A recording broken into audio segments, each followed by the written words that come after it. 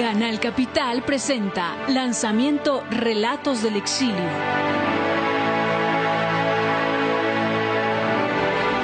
Muy buenas noches a todos. Canal Capital les da la bienvenida a este especial de lanzamiento de su serie Relatos del Exilio. 10 crónicas documentales de 1 hora que cuentan las historias de colombianos que tuvieron que huir para salvar su vida. Historias que hemos producido en Canadá, Estados Unidos, México, Ecuador, España, Francia, Alemania, Bélgica, Holanda y Suecia, con el fin de generar una reflexión alrededor del exilio en un tiempo de paz y reconciliación. Una vez más, bienvenidos. Tuvimos que volar, teníamos las alas rotas, la vida se quebró y en cuanto a nuestra historia de dolor, ¿quién te los puentes hoy? Tuvimos que emigrar, nacer de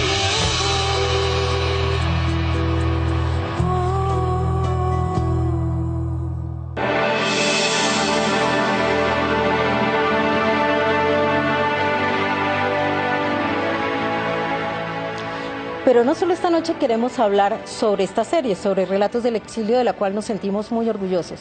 Queremos hablar sobre todo del exilio. Paso rápidamente a presentarles a quienes nos acompañan esta noche en el estudio y también vía internet, vía Hangout.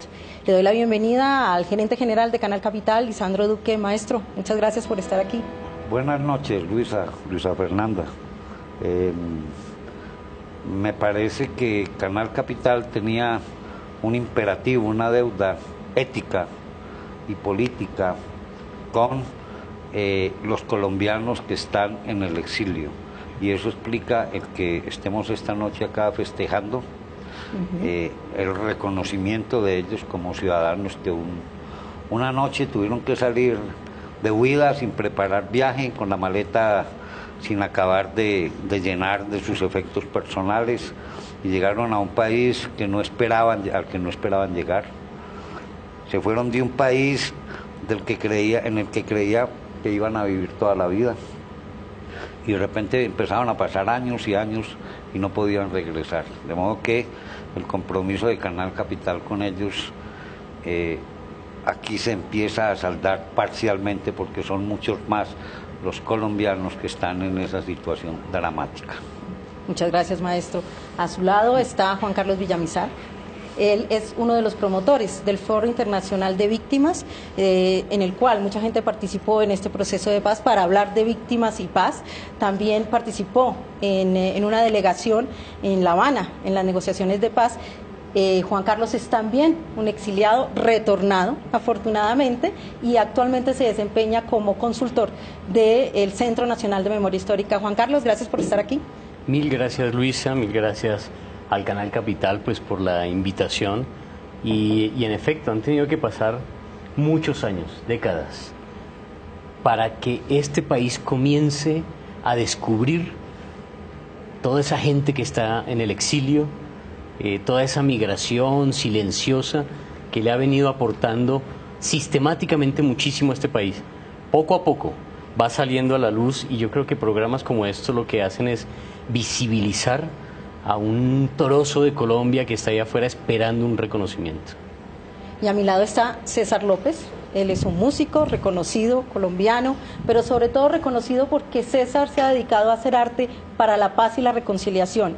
Y para nosotros ha sido muy importante contar con él, porque toda la música original de la serie ha sido compuesta por César. Gracias por venir aquí hasta Canal Capital.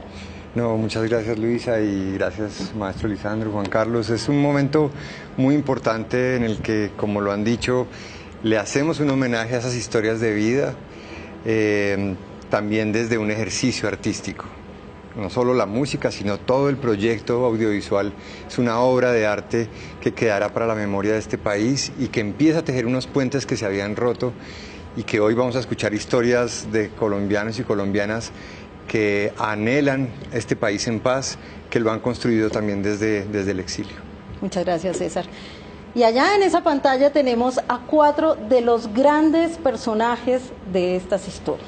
Tenemos 2 realizadores y 2 personajes. Saludo primero a Elizabeth Restrepo, quien se encuentra en Suecia, pero yo no sé si decirle a Elizabeth buenos días o buenas noches, porque en este momento para ella son las 3 de la mañana. Hola, Elizabeth. Buenos días para mí, sí. Buenas noches para ustedes allá. Qué bien. ¿Dónde estás exactamente? Porque yo sé que tú vives en Arvika, Suecia, pero ¿dónde queda eso? Bueno, Arvika queda en el suroeste de Suecia. Es un pueblito entre la frontera de Suecia y Noruega. Estamos muy, muy cerca de Noruega. Es un pequeño pueblito acá en el frío. Mucho frío seguramente hace allí en invierno. Y también saludamos en este momento en Toronto, Canadá, a Luis Alberto Mata. Él ha corrido con mejor suerte porque no le ha tocado trasnochar o madrugar, ¿no? Buenas noches, Luis Alberto. Sí, buenas noches a todos y a todas.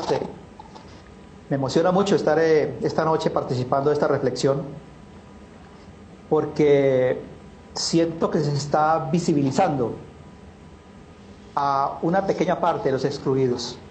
Nosotros somos parte de los excluidos. La exclusión tiene varias dimensiones. Una definitivamente es la pobreza, el aislamiento, pero otra también es la gente que tiene que abandonar sus espacios, sus pertenencias, su paisaje, sus amigos, etc. Y por eso esta noche me siento cerca de Colombia a través de ustedes. Palpo como esa realidad y me emociona mucho, ¿saben? Por eso me alegra estar aquí. Muchas gracias, Luis Alberto. Y finalmente tenemos a Nicolás Quimbayo y a Diana Angélica Pérez Pérez en Francia. Ellos son 2 de los realizadores de esta serie y han sido muy importantes porque bajo sus hombros o sobre sus hombros ellos han estado a cargo de la realización de 4 documentales. Hola, Angélica. Hola, Nicolás. Hola, buenos días, Lisa.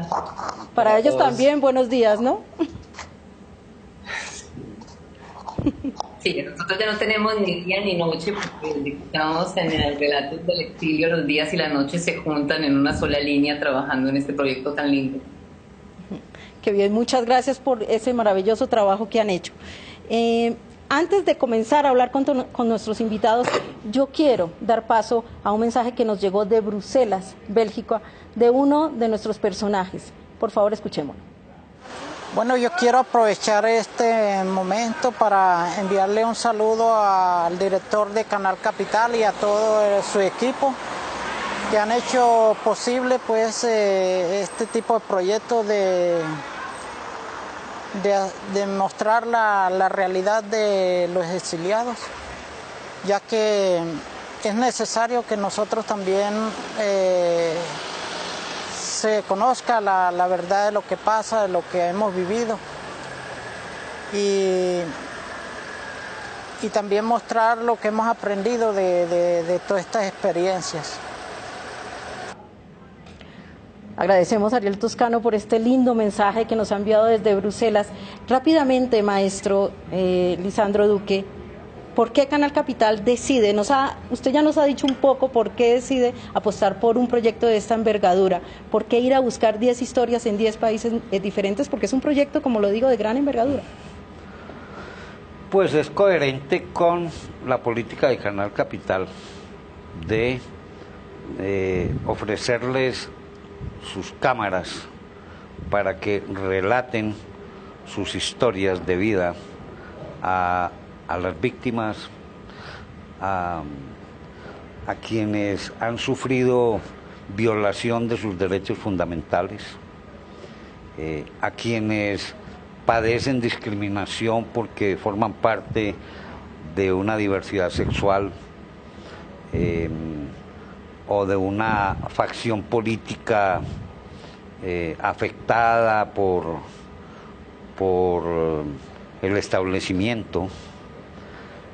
De modo que solo le faltaba, o tal vez no solo, todavía creo que sigue habiendo necesidad de que se expresen a través de Canal Capital muchas más personas, muchas más víctimas, pero hacía rato que nadie se acordaba, o yo no sé si antes había ocurrido, el ofrecer que manifestaran a través de un canal de televisión a una vasta audiencia el mundo del exilio. Yo creo que ese es un mundo que ha estado muy descuidado y no se lo merece, porque no nos podemos olvidar de quienes están por fuera del país contra su voluntad, de quienes tuvieron que echar raíces forzosamente en un territorio que antes de irse les era ajeno y llegaron a él súbitamente.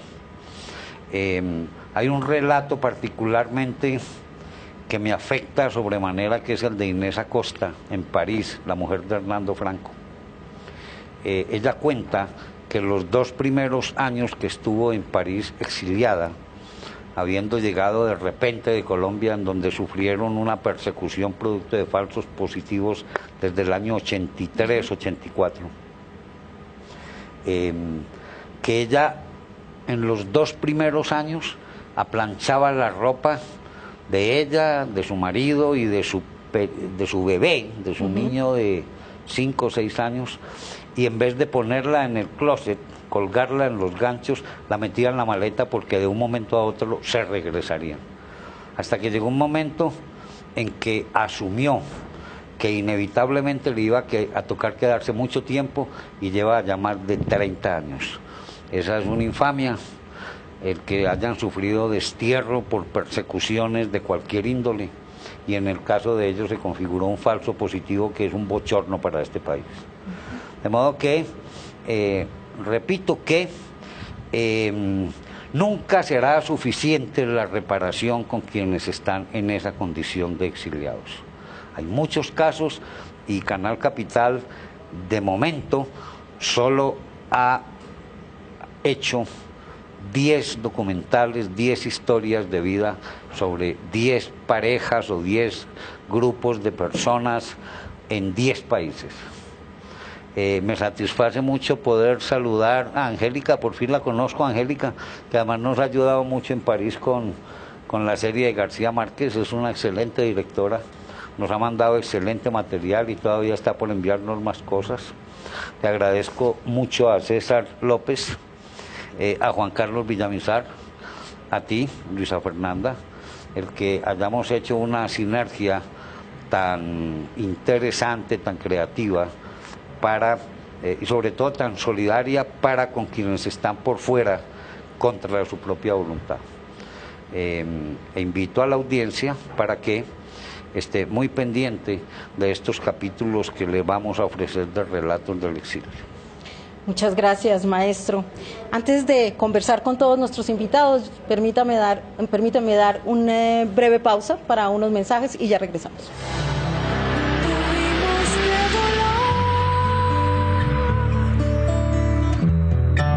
Teníamos la sal de dolor que al tejer a los puentes. Continuamos aquí en Canal Capital hablando sobre los relatos del exilio. Uno de esos relatos es el de Luis Alberto Mata, un defensor de derechos humanos, quien tuvo que huir del país para salvar la vida. Él era un simpatizante de la muy golpeada Unión Patriótica y lleva exiliado en Toronto, Canadá, más de 13 años.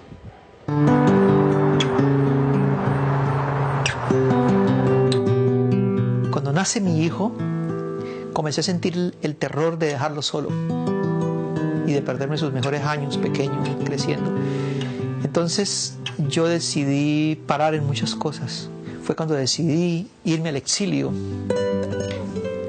irme al refugio, porque yo necesitaba estar vivo para mi hijo.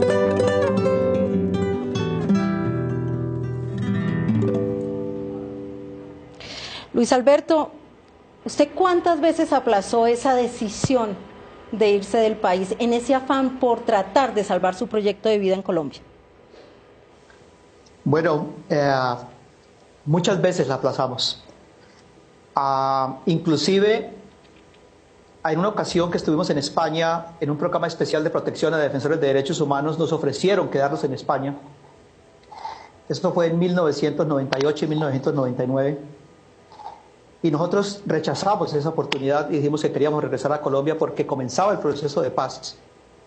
Y veíamos con una gran esperanza que se podía alcanzar algo, hacer algo diferente en Colombia. Y yo tenía mis afanes de investigación, de entrevistar, de recoger historias, y veía una gran oportunidad en quedarme en Colombia, pero en Colombia estuvimos muchas veces desplazados. Vivimos en el Cauca, en el Tolima, en Bogotá, en diferentes pueblos y ciudades, y un día cualquiera mi esposa, Diana, me dijo, bueno, nosotros tenemos que echar raíces en alguna parte. Y yo también observaba a mi niño y él ya estábamos pensando en la escuela, y no podíamos... Bueno. Por eso, en un momento dado, tomamos la decisión, pero la verdad la aplazamos infinidad de veces. Bueno, vamos a preguntarle a Juan Carlos Villamizar precisamente sobre eso de lo que usted está hablando, Luis Alberto, del exilio. ¿Cuánto se reconoce el exilio político en Colombia? ¿Qué se sabe del exilio político aquí en el país? Bueno, justamente lo que acabas de decir. Colombia y la poca gente que sabe sobre el exilio lo circunscribe, lo reduce al tema político. Pero aquí hay un exilio de múltiples facetas porque hay múltiples violencias en el conflicto armado colombiano. Y hay un exilio que de hecho se vio hace muy poco en la frontera colombo-venezolana. Miles de personas que retornaron al país fueron expulsadas de este país. Fueron expulsadas por la violencia política, como a Luis Alberto, pero también por violencia sexual, por persecución, por cuestiones ideológicas, por su orientación sexual, y miles y millones de personas escapando de la miseria de este país, de la pobreza. Entonces, estamos hablando de un sector de la sociedad colombiana que es el segundo departamento más grande de este país, después de Bogotá. Más de 4,5 millones de colombianos y colombianas viven en el exterior, de los cuales ACNUR nos plantea una cifra que sabemos que es una cifra que es solo la punta del iceberg. 392,000 personas con protección internacional. Con protección. 392,000. Personas que lograron que en el país de acogida les reconocieran una tarjeta de asilo. Pero se quedaron cientos de miles por fuera que no pedían el asilo porque querían olvidar un hecho doloso, o personas que se lo denegaron porque no llevaron al salir tan rápido del país por salvaguardar su vida, pues no llevaron ninguna prueba del hecho victimizante. Lo que quiero decir con esto es que la historia de Luis Alberto y las que vamos a ver ahora son simplemente una voz de millones de personas que están en el exterior que responden a múltiples violencias, no solo política. La política es la más visible, sí, porque realmente son los activistas, los sindicalistas, los políticos, la gente que salió y que salimos por el motivo grande del conflicto armado. Pero no, hay gente pobre, hay gente humilde, hay gente que salió caminando de este país, cruzando fronteras. Esa es la gente que más está padeciendo ahora mismo el exilio. Yo quiero preguntarle ahora a Nicolás y Angélica, porque ellos han tenido la difícil tarea de buscar estas historias y créanme, no ha sido fácil. Angélica o Nicolás, el que quiera responder, ¿qué tan difícil o cómo ha sido esa consecución de las historias? Bueno, primero quisiera aclarar una cosa, ¿no? Para hablar de las dos. Por un lado, pues Colombia, su cantidad de inmigrantes, y por otro lado, pues los países que acogen, que es Europa o... Entonces, en los años 70, 80, las políticas de Europa, por ejemplo, eran mucho más claras y más amables en cuanto al refugio político, ¿no? Pero hoy en día ya las políticas europeas, por ejemplo, están más supeditadas a cuestiones económicas o relaciones bilaterales que cubren, digamos, con un manto de hipocresía toda esta visión que tienen de la guerra en Colombia.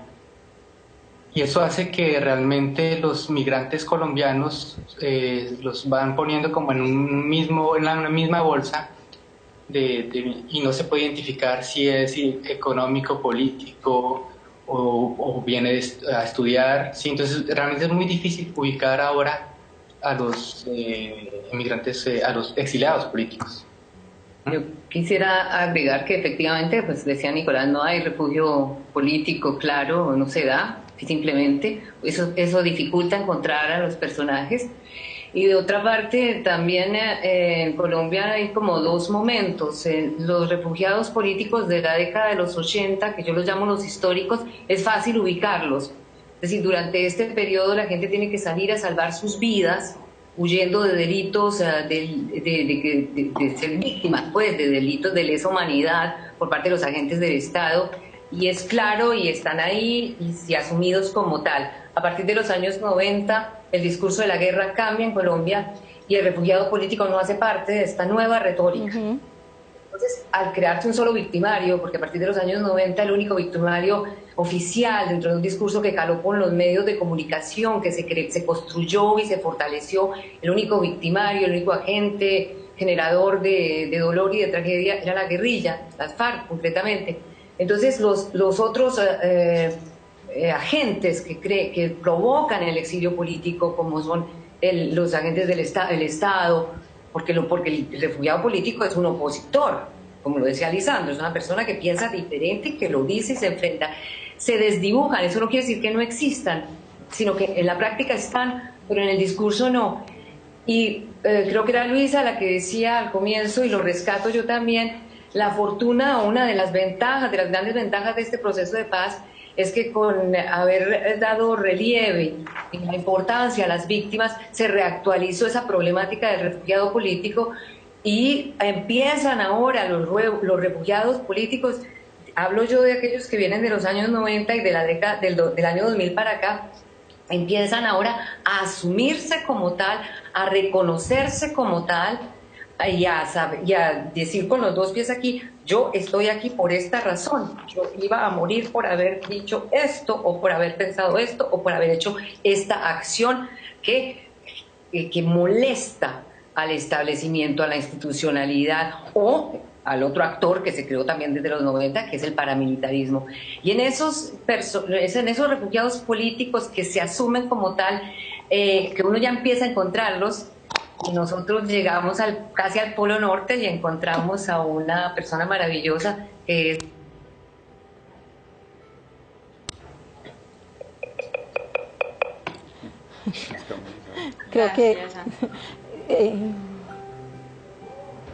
Creo que ha habido, no escuchamos la última parte que decía Diana Angélica, y es que ellos se fueron hasta el Polo Norte a encontrarse con Elizabeth Restrepo.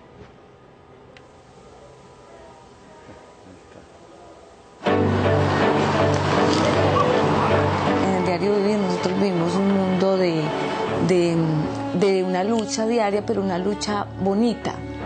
No es como lucho para vivir como nos tocó en Colombia tantas veces, sino que estoy luchando por ser mejor, por ejemplo, por ser por conocer, hablar más idiomas, por aprender más, por esto, por lo demás allá, por aprender este idioma que obviamente pues también es muy difícil. Controlabilidad. Nosotros tenemos una vida muy linda, una vida muy tranquila, pero es una vida a la que te tenés que acomodar día a día, y el exilio lo vivís día a día. Día a día uno dice, yo me tengo que acomodar, yo me tengo que acostumbrar, yo lo tengo que superar, yo lo tengo que olvidar. O sea, es que es un exilio día a día.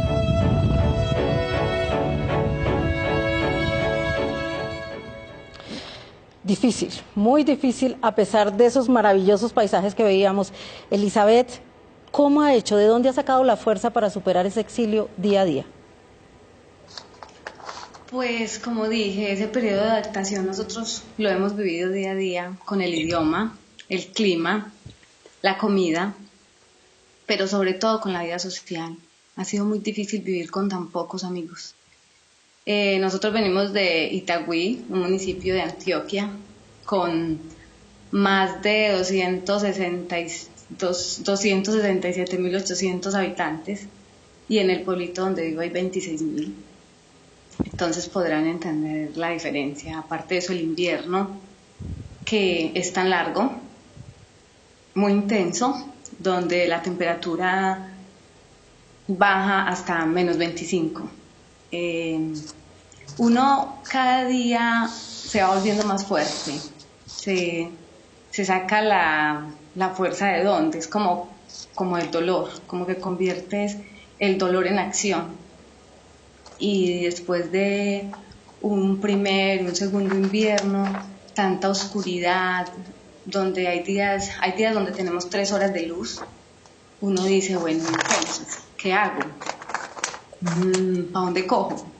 ¿Cómo lo voy a soportar? Nosotras decidimos hacer parte del Foro Internacional de Víctimas, donde todas participamos activamente, y de ahí sale como la fuerza, como saber que te mantienes con Colombia, unido a Colombia, y que estás haciendo algo por salir de esto, como por disipar el exilio. Muchas gracias, Elizabeth. Relatos del exilio, como les contábamos, visibiliza historias de personas que además llevaban algunos décadas esperando que alguien les dijera ¿qué pasó con usted? ¿Por qué se tuvo que ir? Estos relatos del exilio están acompañados de una música maravillosa que ha compuesto César López, como decíamos al comienzo. César, ¿cómo ha sido ese proceso creativo? ¿Cómo se ha enfrentado artísticamente a usted a componer? Porque además se ha puesto a escuchar las historias, ha llorado en algunos momentos con las historias. ¿Cómo ha sido componer para esta serie? Pues es acercarse realmente a las historias desde el corazón y hacer la traducción a acordes y a sonidos y a instrumentos de la rabia, de la nostalgia, de la frustración, de la soledad. Ha sido un trabajo muy interesante y muy delicado. He tenido la oportunidad de conversar con muchos de los protagonistas. A Elizabeth la conocí, por supuesto en París pudimos asistir al foro, entendiendo cada vez más aristas de toda esta problemática que es tan compleja y que de verdad el país no había volteado a mirar de una manera juiciosa. Cogiendo cada una de las historias, volviendo las canciones, como en una especie de ejercicio de sanación también, y yo creo que cuando se enfrenta uno a ver ya el capítulo terminado, no solo pues obviamente se entera de una realidad, de una historia, sino que además siente que algo allí pasó, algo se movió, algo se sanó, algo se curó, algo se contó, y allí hay un proceso pequeño pero muy significativo de sanación. Bueno, César, como ustedes ven, tiene su guitarra aquí y quisiéramos pedirle que nos cante algo, que nos toque algo de esos temas maravillosos que él compone para la paz y la reconciliación. Pues es que oyéndolos hablar, decidí cambiar la canción. ¿Ah, sí? ¿Sí? Bueno. Pues si le van a poner algún título ahí abajo, no, ya no le pongan nada, que yo voy a cantar otra cosa. Porque creo que es un momento bonito para pedir perdón y pedirles perdón a estas personas que nos escuchan desde sus países por lo que pudimos no haber hecho a tiempo o por habernos demorado en tomar acción. Y esto dice... Esta es la canción que canto para sanar las heridas que la vida trae. Esta es la canción que canto para perdonar, pedir perdón y perdonarme. Aprendí que perder hace parte de andar, y para andar hay que amar el camino. Perdonar puede no transformar lo vivido, pero cambia lo que vendrá.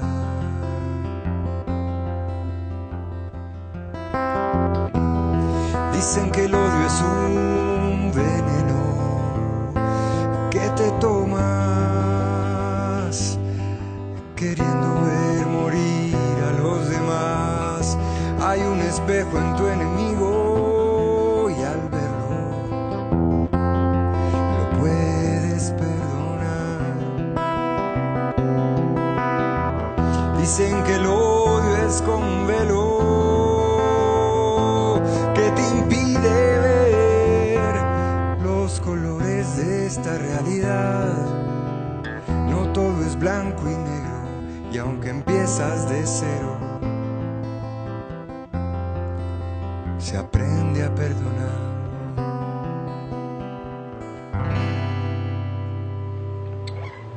Muchas gracias, César. Gracias, Luisa. Hacemos un corte y ya volvemos. Nacer de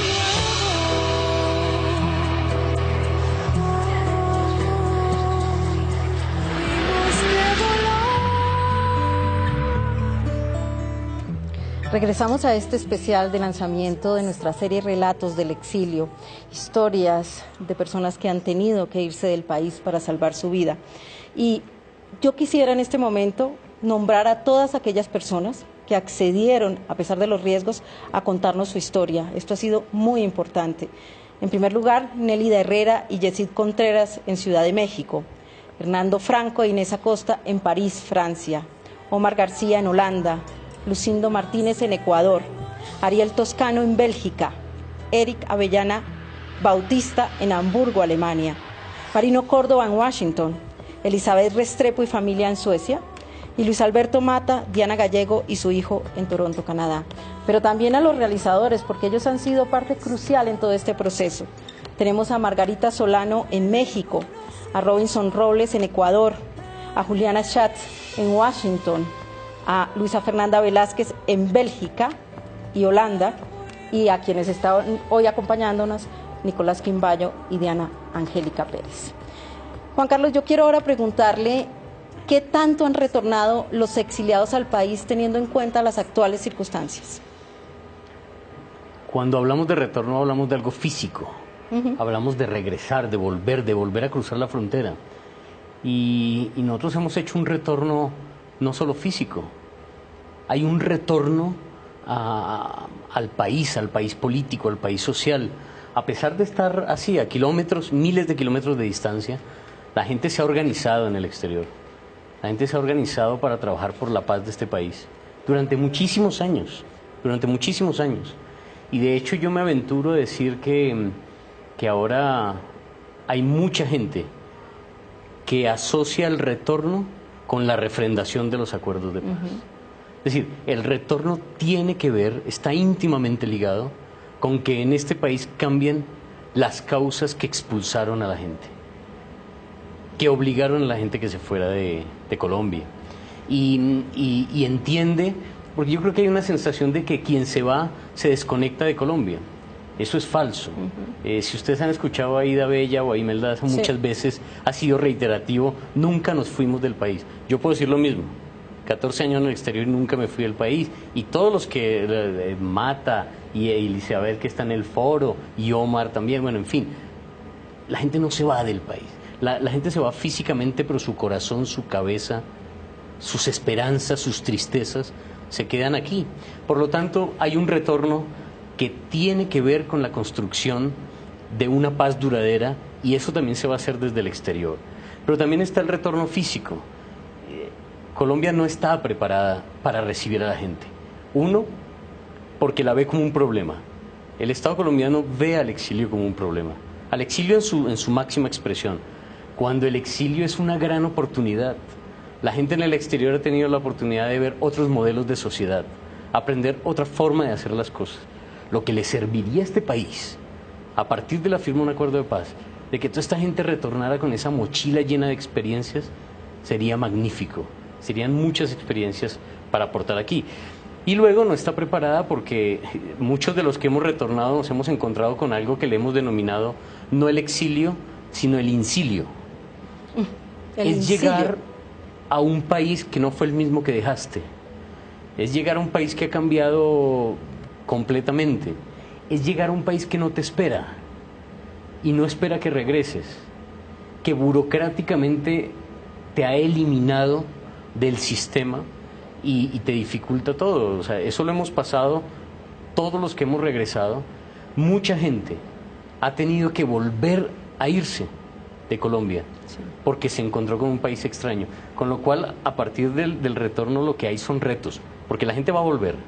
La gente, cuando se firme un acuerdo de paz, está esperando, como decía Lisandro, a que esa maleta que siempre está visible, que siempre está a la mano, se pueda llenar de todo ese bagaje para volver al país.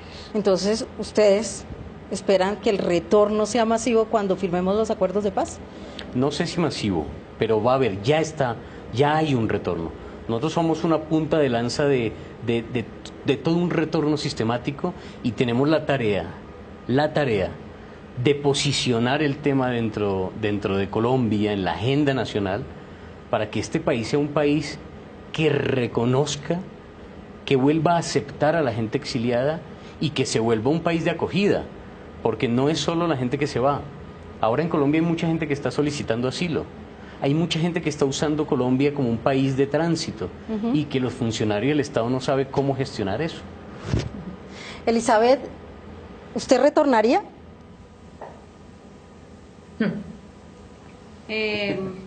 Mercedes Sosa dijo que uno vuelve siempre a los viejos sitios donde amó la vida.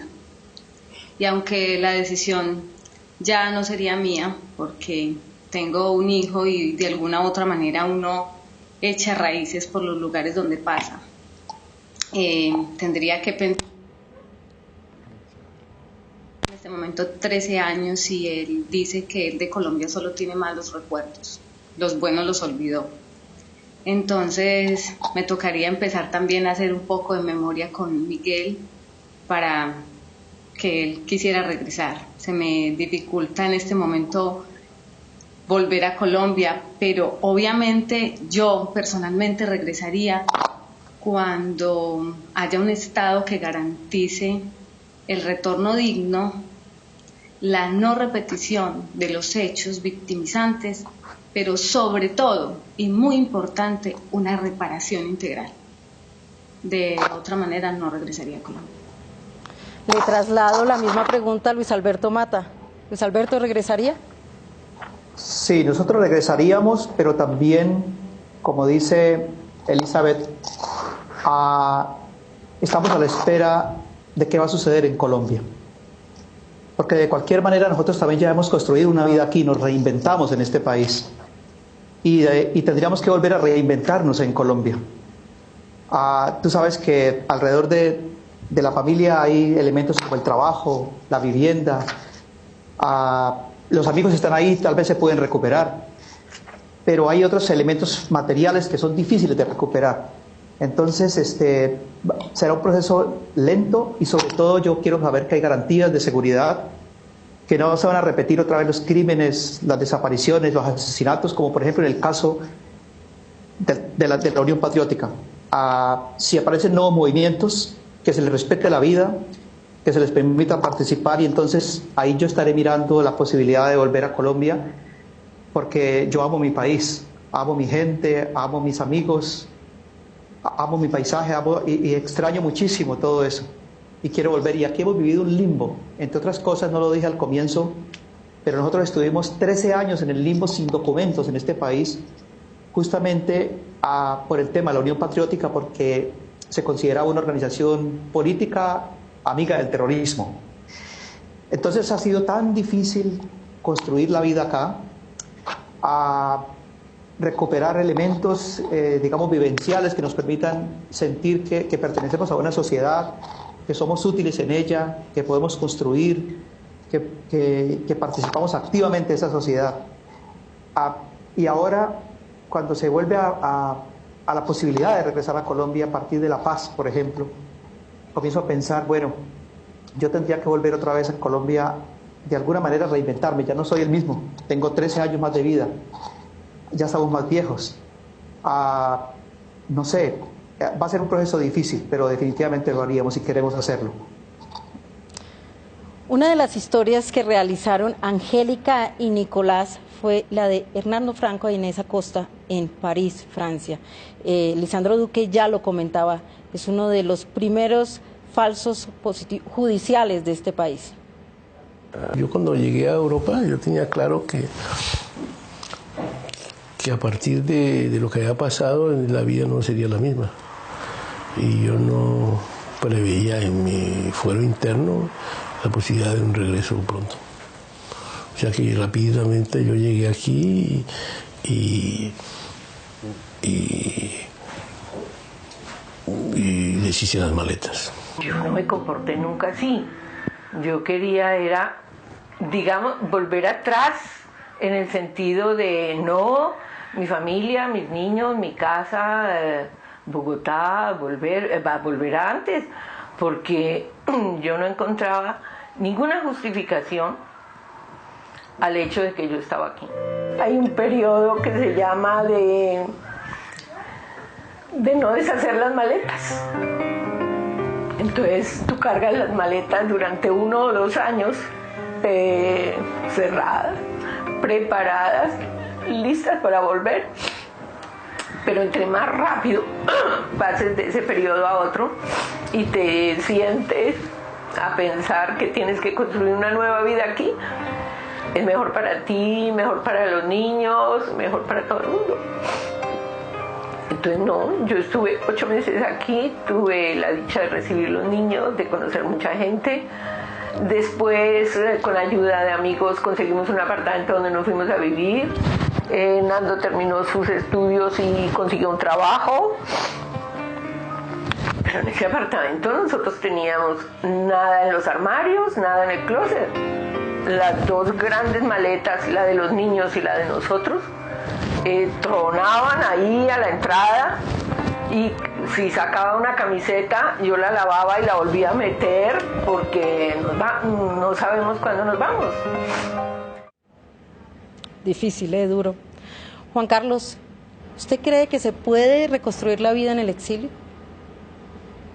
Se reinventa, lo dijo Luis Alberto, y lo comparto completamente. Se reinventa cuando toca irse de un día para otro, se reinventa obligadamente, y toca reinventarla otra vez cuando se retorna. Cuando llegas allí, no tienes redes sociales, nadie te conoce, no hay ningún archivo en ninguna institución que diga algo en referencia a tu nombre. Toca empezar de cero. De hecho, todas las personas que se han ido al exilio, todas, independientemente del hecho victimizante, independientemente de su condición social, todas han pasado por un nivel de clandestinidad. Porque pierdes la ciudadanía del país de origen, la pierdes de facto. Mucha gente ha tenido que salir ni siquiera con la documentación en el bolsillo, pero tampoco te reconocen la ciudadanía del país que te acoge. Sí. Y puedes durar años, como le pasó a Luis Alberto, años en los que no eres un ciudadano ni de allá ni de acá.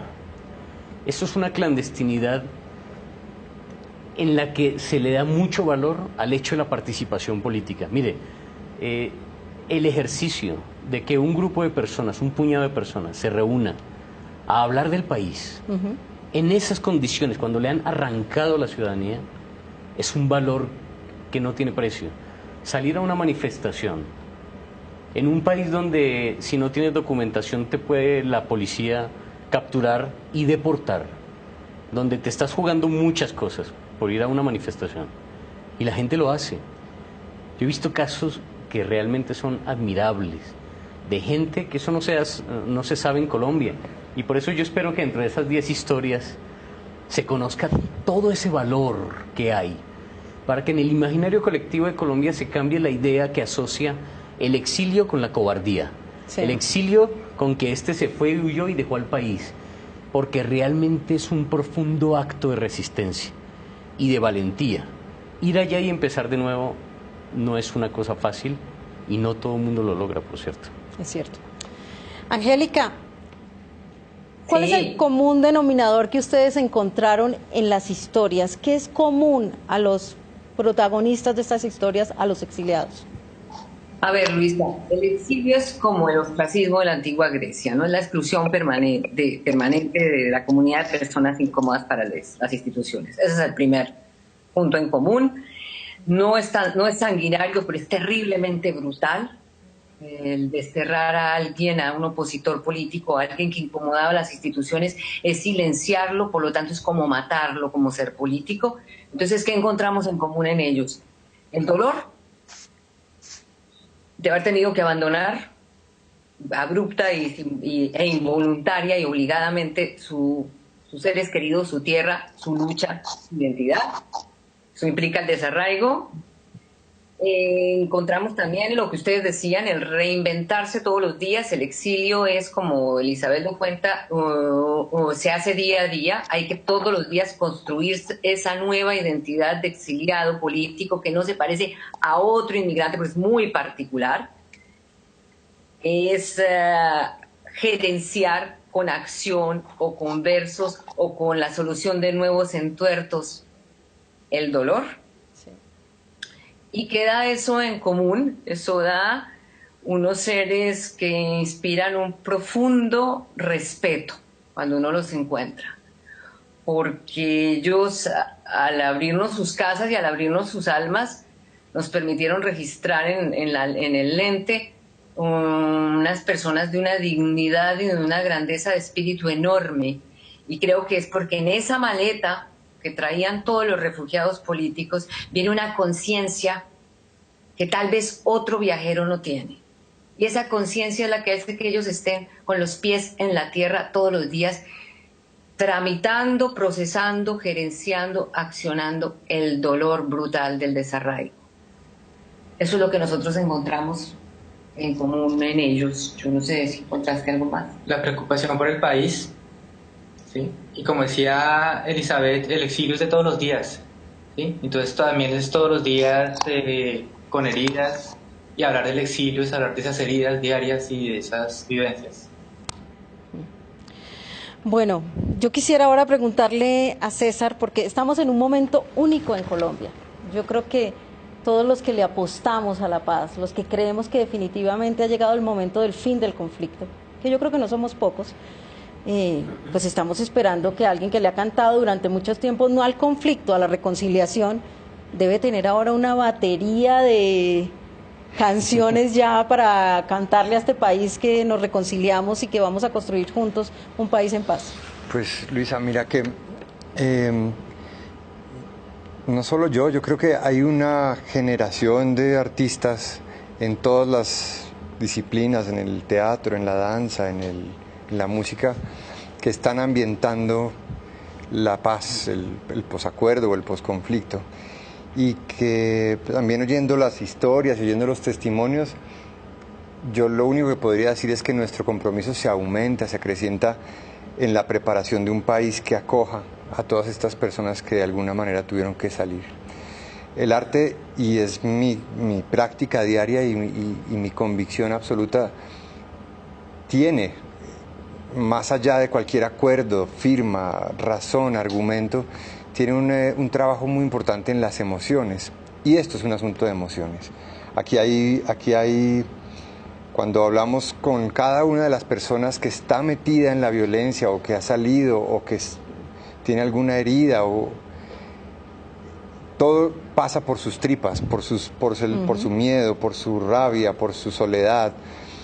Y por eso siempre hemos dicho que el día que una víctima y un victimario se encuentren y se abracen, también dependerá de qué tanto y qué tan buen trabajo hicimos desde las esferas del arte y desde la construcción de las emociones. Así que bueno, mucho trabajo y muchas cosas, y lo único que podemos prometer, si se trata de eso para quienes nos escuchan, es que seguiremos haciendo esa labor juiciosa, amorosa, para que los espere algún día a ellos o a sus hijos un país mucho más sensible, compasivo, condescendiente. Bueno, como siempre pasa en televisión, ya se nos agotó el tiempo. Yo quiero agradecer enormemente a quienes han trasnochado, no solo por trasnochar, sino porque ellos han accedido a contarnos su historia. Gracias a Elizabeth Restrepo, muchas gracias a Luis Alberto Mata, Angélica, Nicolás. Hemos formado un equipo muy grande con estos realizadores y con estos personajes. A Juan Carlos Villamizar por venir hasta acá y por retornar al país. Yo se lo agradezco.